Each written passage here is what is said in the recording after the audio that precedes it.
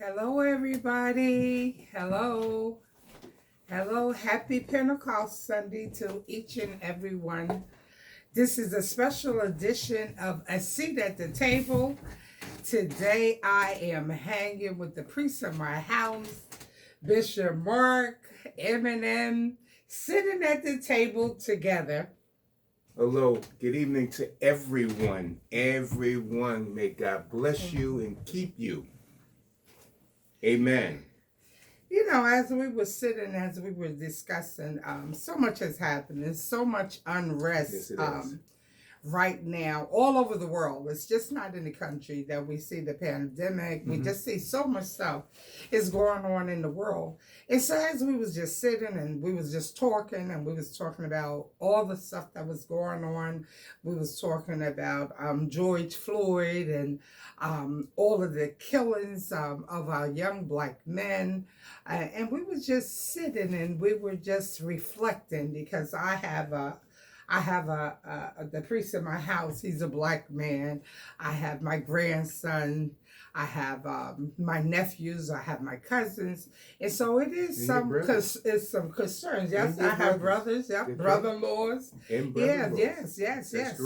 So I have some real concerns about what's going on in the land. So as we was talking and as we was reflecting, and as we was saying on yesterday, you know, with so many protesters, so many peaceful protesters. Then it was some violent protesting, but it was protests all over the country because people are angry. And even when you look at their posts, people are saying, I'm angry, I'm feeling some kind of way. And we're saying that we got to get tired of this. We got to stop putting status. You know, everybody putting the status. I'm tired of things. So when something go down and everything is a big deal, we put down the status. I'm tired. And we just do posts. We post and we post from other, just posts all over the place. But my wife and I, the good doctor, thought it necessary to bring these issues to the forefront. Not just to have a quiet conversation about it between her and I, or maybe different calls that may come in with people with concerning issues around of all of what's going on today, but to bring it to the forefront. We don't need to stay quiet about these issues, these things that truly are bothering people. So we thought it necessary, and receiving so many calls and emails, just to put our face to a video and to discuss. Right, to discuss. And just have a discussion. Right. Just have a discussion. Just have a discussion because for me, what it made it very reflective to me because see when things happen like this is nothing new, Nothing. That this goes back from slavery. All of this stuff happened in slavery times that our black men was always preyed upon. That when they brought them from Africa and they brought them to the United States, they always had to fight. They always had to struggle. They always were separated from their families. They was disrespected in front of their women. That the slave masters, they raped the women. Then you had the field niggas versus the house niggas. That's why it's so offensive that when we call one another niggers and because it was such a derogatory thing towards black people, but niggas is nothing but somebody ignorant. And so not only black people can be ignorant, but white, yellow, brown, whatever, but it's an offense to us is because the way it was handled, and that's what they called us. They called us niggas, they called us boys. And so our men have always had to work through all of that, separated from their families, that they start a family, then they move them from one plantation to another plantation. And so when you go back, it's reflective. This is nothing new. And that's what I want people to know. It's nothing new, but we got to get sick and tired of being sick and tired.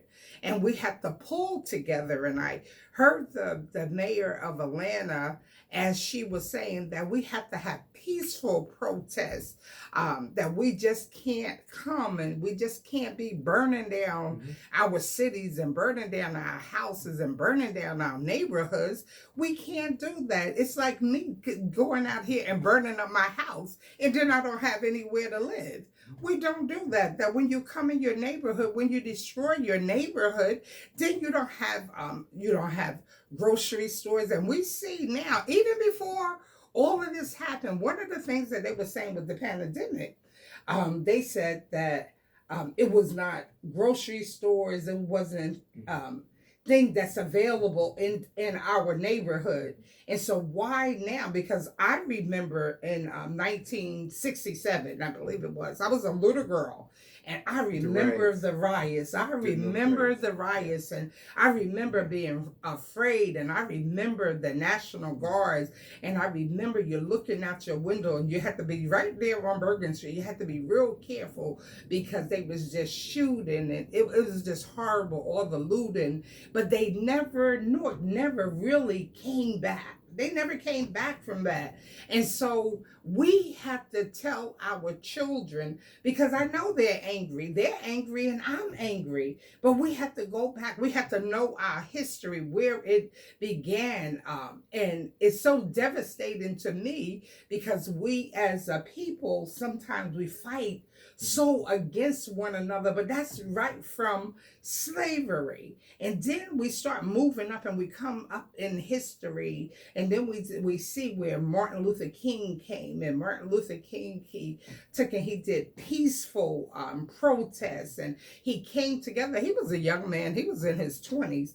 That's why when I looked at half of the protests on yesterday and saw the millennials and saw the young people, because my take is that young people have to be involved because they're the ones that have the energy. They're intelligent, they're smart, they have to be involved. And then we as the more senior, because I'm not 20, 30 any longer, but guess what? I can support the millennials. We can take and go with them on when they're protesting. We can pray for them. We can stand in the gap with them. And so they need to be out there. They need to have a voice. Because when Martin Luther King came along and he was doing his protest and he was doing this thing, what happened is that Rosa Parks, she got tired. She said, I am tired. I'm not going to the back of the bus. I ain't standing up. I done worked all day. I'm tired. Now, Rosa Parks, I think she was like 42 and he was like in his 20s. And so what you do, you need the two to bridge together. You need them to come together because it is a place for everybody. And I always tell people that nobody walks alone, that in every movement, you have people that support you. You have people that's there for you, that you have the Black, you have Caucasian, you have Chinese, the Asian community, you have the Indian community. So you have all of these people that walk together. Those are people that's fighting for justice. Those are the people that want to see you do better. And they understand that today it may be my child, but tomorrow it can be your child. And so it's always been people that walk with people. But we have to be very careful because what I'm seeing, that you're seeing a lot of outside people coming into the community. Well, there's always going to be outside interest. But it's funny, it's funny that my wife left an intro for me. She spoke about the city of Newark and the fact that the riots took place in the 60s, and I spent a good part of my life, but a good part of my life teaching in the city of Newark, which was my absolute passion. I enjoyed almost very close to 30 years being in the classroom in the city of Newark, and same class, same school. The same school, the same class.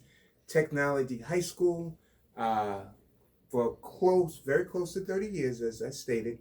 And I do have to give a shout out to the mayor, Raz Barak. He's doing an outstanding job trying to put put it back together, get it together, keep it together. Um, I had to retire. I didn't have to retire, but I chose to retire. But my passion was the kids and the from the city of Newark, and I gave my blood, sweat, and tears for that time to make sure that the kids were safe, to sound, and exposed. Because I sincerely believe in exposure. You know, the after-school programs and exposing them to different field trips and different clubs and different athletic events. I did that for many a year. My concern now is that all of this super talent that we have, but we're being too quiet about it. And unfortunately, some of those that are making a noise, they're making more than just noise. The violence, the beatings, the being locked up, and the looting. That's all on the downside. That's not what I taught my students to be about. But there is that silent beast within, you know, that anger within. And no, I always told my kids that they were geniuses. I truly believe that. That all my students were geniuses. It's just a matter of finding that genius, finding that first of all, that passion within, and then that genius. I believe all of them. I sincerely believe every one of those kids were geniuses. And I believe that still to be a fact now. Right. Okay? But my real concern is those that is getting hurt, the ones that's getting hurt, the ones that's trying to speak out with such concern of what had been going on with Black Lives Matter, okay? With blatant murder that has been going on.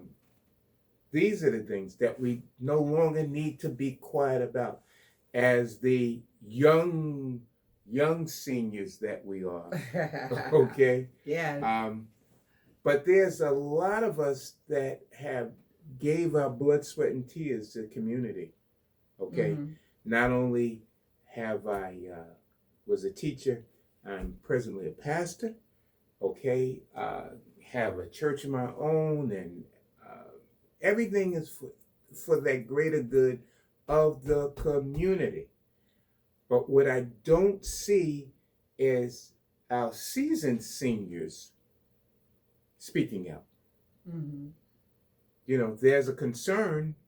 There's no time for fear. The time is to pray, and the time is to speak out. Right. And guess what? If it means and support what's going on. But if it means doing more stuff like this and having a platform where you can speak about your concern and issues, then do so. God bless you, and do so.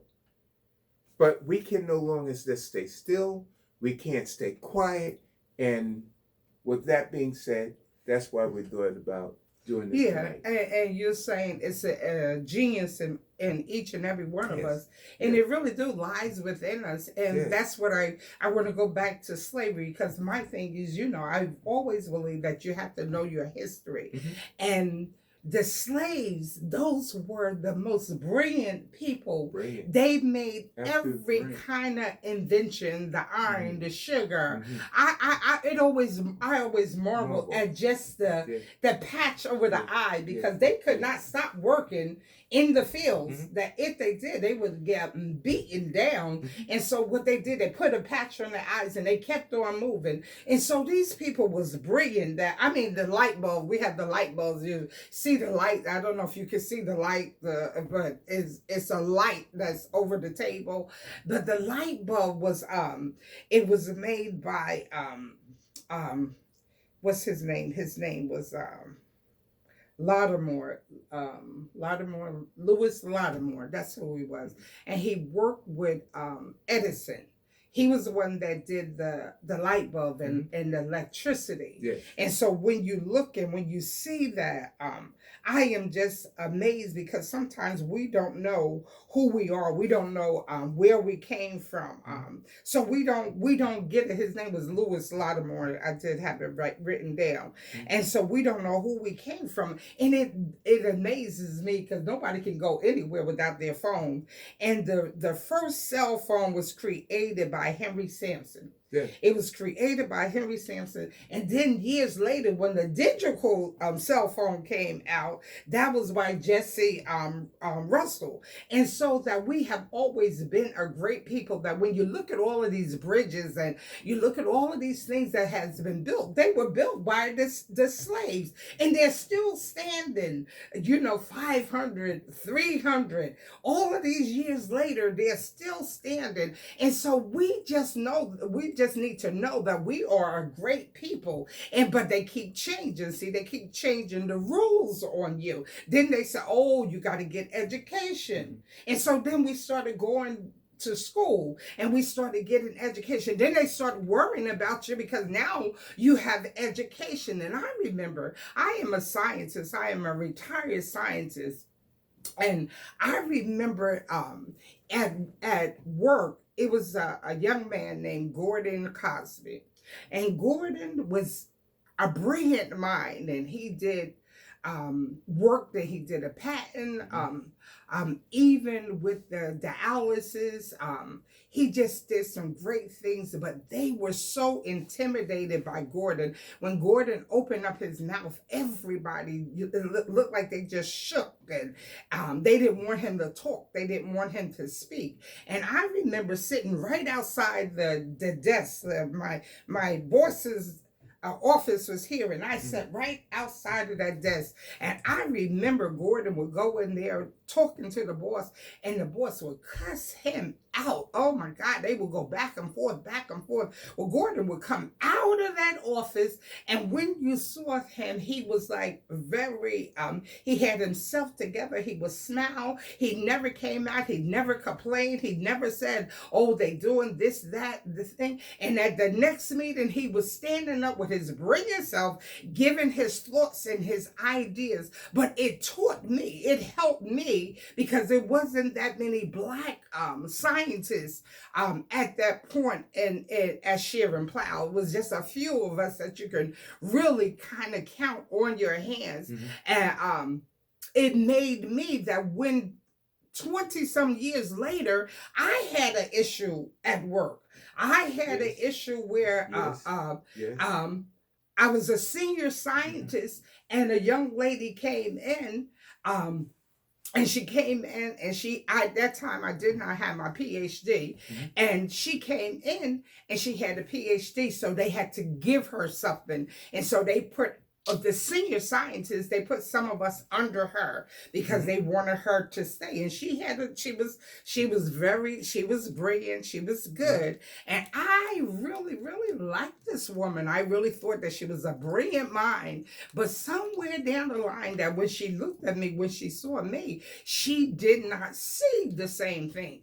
And I remember that the personnel, and I had been working for 28 years, and personnel called me and said they wanted to see me. So I went downstairs, and they were saying, do you have problem with my old boss who had left to go to another company? Said, do you have problem with Jeff? Did you ever have any problems with him? And I said, no. I said that, no, not really. And so, they went on. So the conversation got a little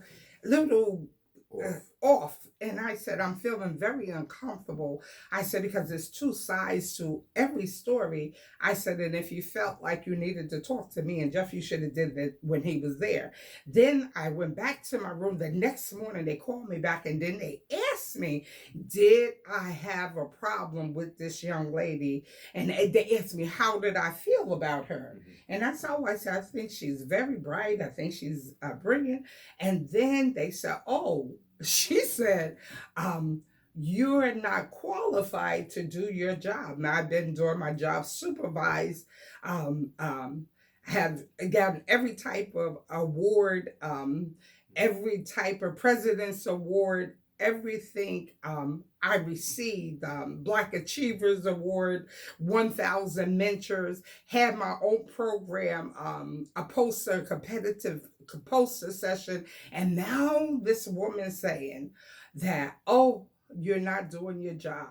And so now she's telling these people that, oh, if she does not improve in 90 days, they gave you it was 3 months of to get it together. And so she gave me the hardest experiment. Now it's time, we're about to go on vacation for a month because it was during the time that my husband was a teacher, so he was off in the summer, so we would travel for a month. So I was taking off a month. I had 3 months. She didn't add another month. She gave me 3 months, and she gave me a study that you had to have transgenic animals that did not lose their plaque until 6 months, 6 7 months, after they were born.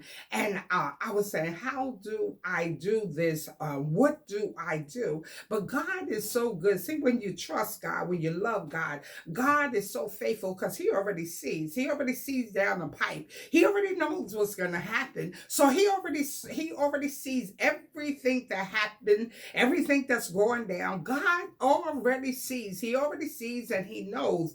And so when I went to the room, I didn't get upset. I went upstairs and went in my animal room, and I looked, and lo and behold, it was animals there that I had not sacrificed. And I was like, oh my God, I was able to do that whole study before I went on vacation. I was able to take all of my data, all of my stuff, take it home with me. After I came off of vacation, I was able to write my paper.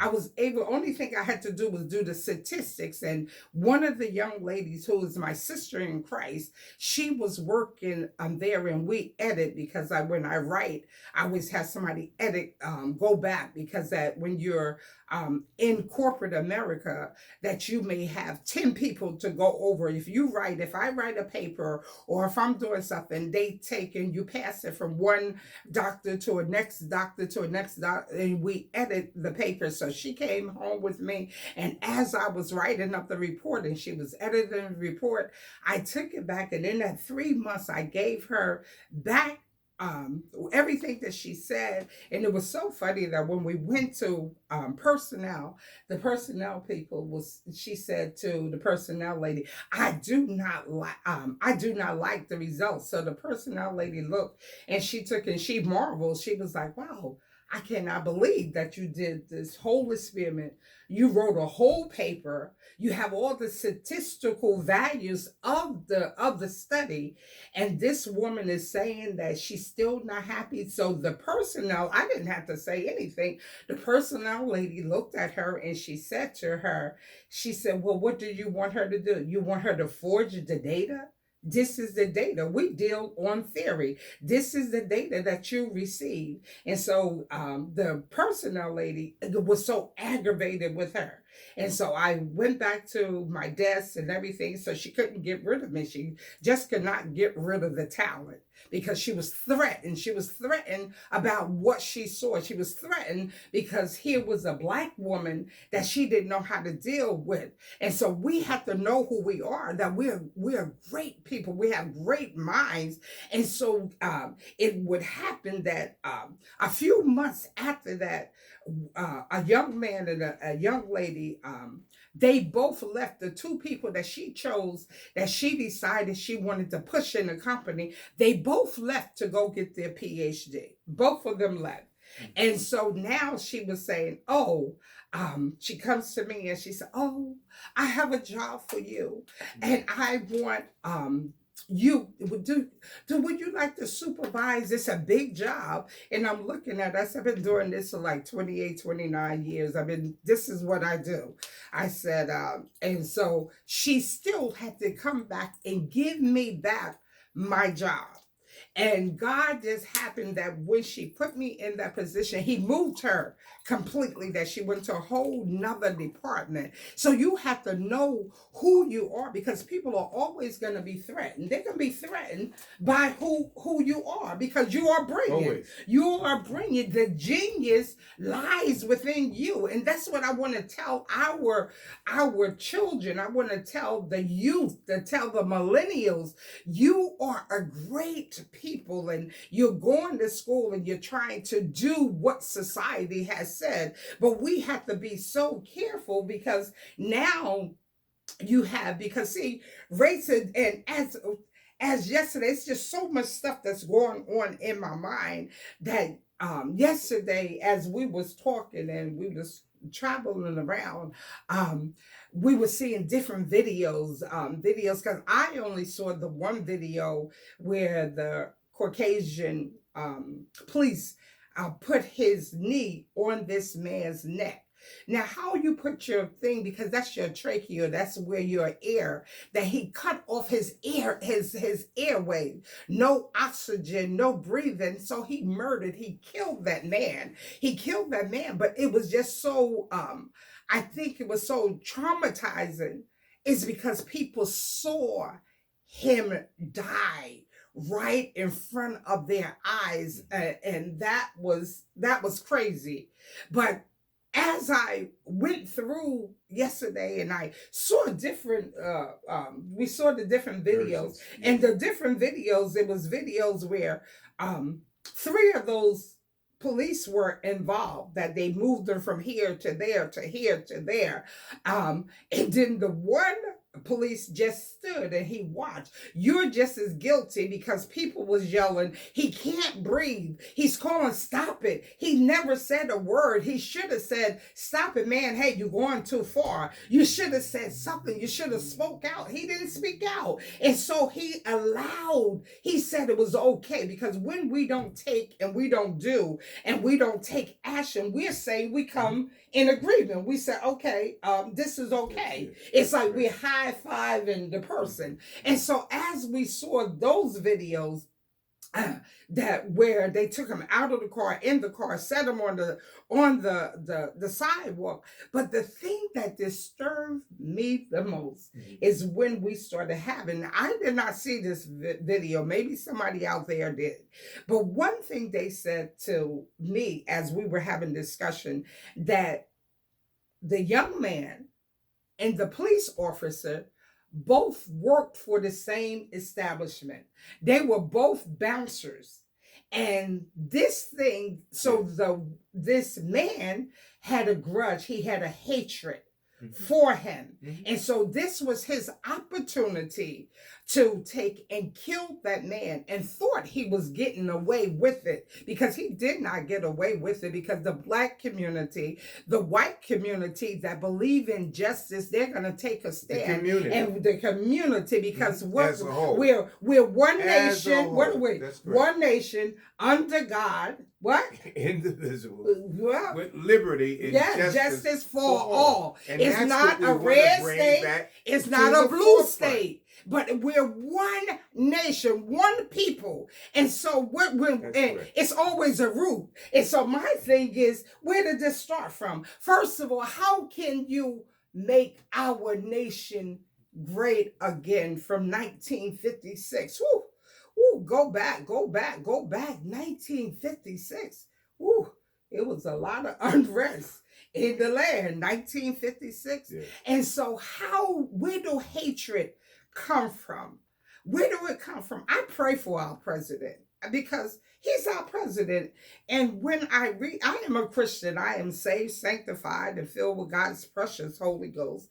And so he tells me to pray for my leaders. And so as I pray for my president, I know it's something there, because even with our president, that President Obama, even before the president started running for the presidency office, he had issues with Obama. He hated this man, and everything he does just spills out with hatred. And so I'm looking. So when they're telling me this story, I said, so this whole thing is that this man had hatred for this young man. He had hatred, and he got the opportunity, so he killed this young man. And it has to be justice. We all have to get sick and tired. We cannot lose. Yeah, you have to be sick and tired. And that once again give me another my intro again to say about seniors speaking up. Not only the youth speaking up, but the seniors, whether you be a young senior, old senior. One of the greater misfortunes pastors, leaders, of my other job of being a pastor, being a minister, being a bishop, is the fact that you know how many funerals I have preached in my lifetime or I've been a part of. And it's sad to say, each time you get a program, and on the program is this person's life. And I would say, I don't know what the percentage would be. When people read that program, they are absolutely shocked. Right. To find out. Wow, they did that? Yeah. They did that. Yes. They worked over here. They did that in their lifetime. Let your story be told now about just how great your genius have been in your lifetime. Before that great day. Right. Huh? Right. Let your story. We can't stay silent any longer. No. We know the way. We'll say we know the way, but we can't be silent. Right. Just like that other police officer that stood and watched in silence as a man's life was taken from him. Yes, like it was nothing. Like it was nothing. He was just not even moved. But that was disturbing to me. That was disturbing. It comes back to my concern. Spending 30 years in, not quite 30, but close to 30 years in the classroom. Yeah. And instilling these things into my kids. Right. My students. And have gone on to do some great things in the community. But yet, we have to stand silent. No. Right. Now is not a time for silence. No. Now is the time to bring up this. You know, we got sideswiped by the virus that came. The virus came, and everybody panicked because, you know, people were dying in such groves, and nobody had the opportunity not only to mourn their loved ones, but even just to go and see about their loved ones. Right. And it was nothing else mattered but this virus. Right. Okay? People that had cancer, people that had other issues, other illnesses, other sicknesses. Nothing else mattered. You had to put everything on the side. But to be sideswiped by this same issue, Black Lives Matter. Not only is Black Lives Matter, people of color matter. Yes. Yes. And the voice, we have to speak out and we have to speak up. When? Now. Now. Right. Not later. Right. Not continue to have all these side bar conversations. And excited for a week. And excited for a week. Next week excited on the phone. Right. Excited because when it's brought up again, but it needs to be we now. have to address, now it's time There's issues that need to be addressed. Right. And if we as seniors ever want to be truly respected, to what do they call the millennials? The millennials, Generation X. The generation baby boomers, the younger ones. The younger ones. Yeah. And there's no harm in that. Right. No. I'm so proud of I am. Guess what? Yes. help and making their those right. It's a ones voice. to It's grow. a voice, right? It's a voice. But we It's a can't voice. be overlooked Right, as right, seniors right, either. right. And that's where we And to come. be That's where you- respected, that's where you come. to be in, respected, right. not only in the community, you need a voice. That's right. We need a voice. No longer do we need to be silent. We need that voice. And even if you can't or not willing to get out or protest, you need a voice. There's too many other avenues. But you know what you're saying but with Martin Luther King, they had this Southern Christian Leadership Council. But then they took and partnered with the Student Nonviolent Coordinating Committee. And so they all came together because we all come together. Yes. But even as they walk, it just wasn't blacks. You know, that I laughed that I have a Caucasian adopted daughter.